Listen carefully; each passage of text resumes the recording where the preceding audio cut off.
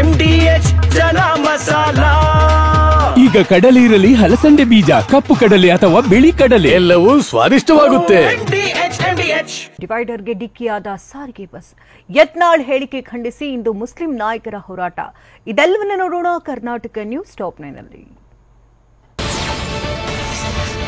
ಚಾಲಕನ ನಿಯಂತ್ರಣ ತಪ್ಪಿ ಸಾರಿಗೆ ಬಸ್ ಡಿವೈಡರ್ಗೆ ಡಿಕ್ಕಿಯಾಗಿದೆ. ಚಿಕ್ಕಮಗಳೂರು ಜಿಲ್ಲೆ ತರೀಕೆರೆ ತಾಲೂಕಿನ ಎಂಸಿಹಳ್ಳಿ ಬಳಿ ಅಶ್ವಮೇಧ ಬಸ್ ನಿಯಂತ್ರಣ ತಪ್ಪಿ ಡಿವೈಡರ್ಗೆ ಡಿಕ್ಕಿಯಾಗಿದೆ. ಬಸ್ನಲ್ಲಿ ತೆರಳುತ್ತಿದ್ದ 6 ಪ್ರಯಾಣಿಕರಿಗೆ ಗಂಭೀರ ಗಾಯಗಳಾಗಿವೆ. ಗಾಯಾಳುಗಳನ್ನ ಶಿವಮೊಗ್ಗದ ಮೆಗ್ಗಾನ್ ಆಸ್ಪತ್ರೆಗೆ ದಾಖಲಿಸಿ ಚಿಕಿತ್ಸೆ ಕೊಡಿಸಲಾಗುತ್ತಿದೆ. ಹಾವೇರಿಯ ಹಗ್ಗೇರಿ ಕೆರೆಯಲ್ಲಿ ಈಜಲು ತೆರಳಿದ್ದ ಯುವಕ ಸಾವನ್ನಪ್ಪಿದ್ದಾನೆ. ಉತ್ತರ ಪ್ರದೇಶ ಮೂಲದ ಸುಮಿತ್ ಕುಮಾರ್ ಸಾವನ್ನಪ್ಪಿದ್ದಾನೆ. ಕಾಂಕ್ರೀಟ್ ಕೆಲಸ ಮಾಡಲು ಬಂದಿದ್ದ ಸುಮಿತ್ ಕುಮಾರ್ ನಿನ್ನೆ ರಜೆ ಇದ್ದುದರಿಂದ ಕೆರೆಯಲ್ಲಿ ಈಜಲು ತೆರಳಿದ್ದ.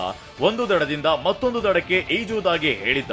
ಕೆರೆ ಮಧ್ಯೆ ಸುಸ್ತಾಗಿ ನೀರಿನಲ್ಲಿ ಮುಳುಗಿ ಸುಮಿತ್ ಕುಮಾರ್ ಸಾವನ್ನಪ್ಪಿದ್ದಾನೆ.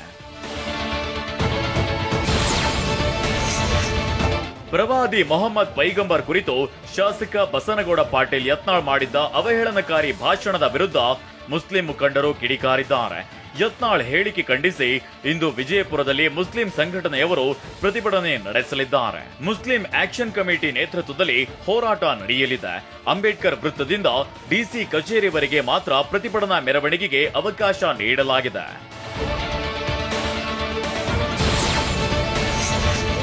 ಕೋಲಾರದಲ್ಲಿ 3 ಕಾರುಗಳ ನಡುವೆ ಸರಣಿ ಅಪಘಾತ ಸಂಭವಿಸಿದೆ. ಕೋಲಾರ ತಾಲೂಕು ನರಸಾಪುರ ಬಳಿಯ ಬೆಳ್ಳೂರು ಬ್ರಿಡ್ಜ್ ಬಳಿ ಅಪಘಾತ ನಡೆದಿದ್ದು, ಇಂಡಿಕಾ, ಫಾರ್ಚುನರ್ ಹಾಗೂ ಪೋಲೋ ಕಾರುಗಳು ಜಖಂಗೊಂಡಿವೆ. ಪೋಲೋ ಕಾರಿನಲ್ಲಿದ್ದ ಬೆಂಗಳೂರು ಮೂಲದ ಆರ್ಟಿ ನಗರ ನಿವಾಸಿ ಅಫ್ರೋಜ್ ಸಾವನ್ನಪ್ಪಿದ್ದಾರೆ. ಮುಳುಬಾಗಿಲಿನ ಕಾರ್ಯಕ್ರಮಕ್ಕೆ ತೆರಳುತ್ತಿದ್ದ ಅಫ್ರೋಜ್ ಕುಟುಂಬದ 5 ಗಾಯಗೊಂಡಿದ್ದು, ಸ್ಥಳೀಯ ಆಸ್ಪತ್ರೆಯಲ್ಲಿ ಚಿಕಿತ್ಸೆ ಕೊಡಿಸಲಾಗುತ್ತಿದೆ. ಬಾಗಲಕೋಟೆ ನಗರದ ಕಾಳಿದಾಸ ವೃತ್ತದಲ್ಲಿ ಅಗ್ನಿ ಅವಘಡ ಸಂಭವಿಸಿದೆ. ಲ್ಯಾಪ್ಟಾಪ್ ಸೇಲ್ಸ್ ಅಂಡ್ ಸರ್ವಿಸ್ ಅಂಗಡಿ ಸುಟ್ಟು ಭಸ್ಮವಾಗಿದೆ. ಶಾಪ್ನಲ್ಲಿದ್ದ 45 ಲಕ್ಷ ಮೌಲ್ಯದ ಎಲೆಕ್ಟ್ರಾನಿಕ್ ವಸ್ತುಗಳು ಬೆಂಕಿಗಾಹುತಿಯಾಗಿದೆ. ಆನಂದ್ ಅನ್ನೋರಿಗೆ ಸೇರಿದ ಕಂಪ್ಯೂಟರ್ ಮಾರಾಟ ಮಳಿಗೆ ಹೊತ್ತಿ ಉರಿದಿದೆ. ಯಾದಗಿರಿ ಜಿಲ್ಲೆಯಲ್ಲಿ ಬಿಸಿಲಿನ ಝಳ ಹೆಚ್ಚಾಗ್ತಿದ್ದು, ಅತಿಯಾದ ಬಿಸಿಲಿಗೆ ಜನರು ಹೈರಾಣಾಗ್ತಿದ್ದಾರೆ. ಅದರಲ್ಲೂ ಯಾದಗಿರಿ ನಗರದಲ್ಲಿ ಅತಿಯಾದ ಬಿಸಿಲು ದಾಖಲಾಗಿದೆ. ಹೀಗಾಗಿ ಜನರು ಮನೆಯಿಂದ ಬರಲು ಹೆದರ್ತಿದ್ದಾರೆ. ಬಿಸಿಲಿನಲ್ಲಿ ಬಳಲಿ ಬೆಂಡಾಗಿ ನೀರಿಗಾಗಿ ಜನರು ಪರದಾಡ್ತಿದ್ದಾರೆ.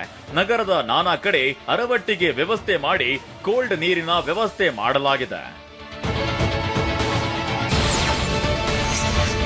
ಕೋರಮಂಗಲದ ಲಿಸಾ ಸ್ಕೂಲ್ ಆಫ್ ಡಿಸೈನ್ ನಲ್ಲಿ 2025ನೇ ಸಾಲಿನ ಓಪನ್ ಡೇಸ್ ಕಾರ್ಯಕ್ರಮ ನಡೆಸಲಾಯಿತು. ಕಾಲೇಜಿನ ವಿವಿಧ ವಿಭಾಗದ ವಿದ್ಯಾರ್ಥಿಗಳು ರಚಿಸಿರುವ ಬಟ್ಟೆಗಳು, ನವನವೀನ ವಿನ್ಯಾಸದ ಕಲೆಗಳ ಪ್ರದರ್ಶನಕ್ಕೆ ಕಲ್ಪಿಸಲಾಗಿರೋ ಈ ವೇದಿಕೆಯಲ್ಲಿ ವಿದ್ಯಾರ್ಥಿಗಳೇ ತಯಾರಿಸಿದ ವಿವಿಧ ಬಗೆಯ ವಸ್ತುಗಳು, ಅಲಂಕಾರಿಕ ಸಾಧನಗಳು ಎಲ್ಲರ ಗಮನ ಸೆಳೆದವು. ಇನ್ನು ಕಾಲೇಜಿನ ವಿದ್ಯಾರ್ಥಿಗಳು ತಯಾರಿಸಿದ ವಿವಿಧ ಕಲಾ ಕೌಶಲ್ಯಗಳು, ಫ್ಯಾಷನ್ ಜಗತ್ತಿನ ಸ್ಟೈಲಿಶ್ ಡ್ರೆಸ್ಗಳು ನೋಡುಗರ ಮನಸೆಳೆಯುವಂತಿತ್ತು. ಇನ್ನು ಈ ಕಾರ್ಯಕ್ರಮಕ್ಕೆ ಅತಿಥಿಗಳಾಗಿ ಆಗಮಿಸಿದ್ದ ಬರಹಗಾರ್ತಿ ಕಾವೇರಿ ಪೊನ್ನಪ್ಪ ವಿದ್ಯಾರ್ಥಿಗಳ ಕಲೆಗಾರಿಕೆಯ ಪ್ರದರ್ಶನಕ್ಕೆ ಮೆಚ್ಚುಗೆ ವ್ಯಕ್ತಪಡಿಸಿದ್ರು. ಇನ್ನು ಲಿಸಾ ಕಾಲೇಜಿನ ಪ್ರಾಂಶುಪಾಲರು ಮಾತನಾಡಿ, ಪ್ರತಿ ವರ್ಷದಂತೆ ಈ ವರ್ಷ ಕೂಡ ಓಪನ್ ಡೇ 2025 ಕಾರ್ಯಕ್ರಮ ಆಯೋಜಿಸಿದ್ದೇವೆ ಅಂತ ಹೇಳಿದ್ದಾರೆ. ಸೊ ಈ ವೇದಿಕೆಯಲ್ಲಿ ಏನಾಗುತ್ತೆ ಅಂತಂದರೆ, ಹುಡುಗರು ಒಂದು ಸೆಮಿಸ್ಟರ್ ಅಥವಾ 1 ಇಯರ್ನಲ್ಲಿ ಏನು ಕಲ್ತಿರ್ತಾರೆ, ಅದೇನಾದರೂ ಡ್ರಾಯಿಂಗ್ ಇರ್ಬೋದು ಅಥವಾ ಮಾಡೆಲ್ ಇರ್ಬೋದು, ಅವರ ಹೊಸ ಹೊಸ ಇನೋವೇಷನ್ ಇರ್ಬೋದು, ಪ್ರಾಜೆಕ್ಟ್ ಇರ್ಬೋದು, ಇದನ್ನೆಲ್ಲ ಎಕ್ಸಿಬಿಟ್ ಮಾಡ್ತಾರೆ.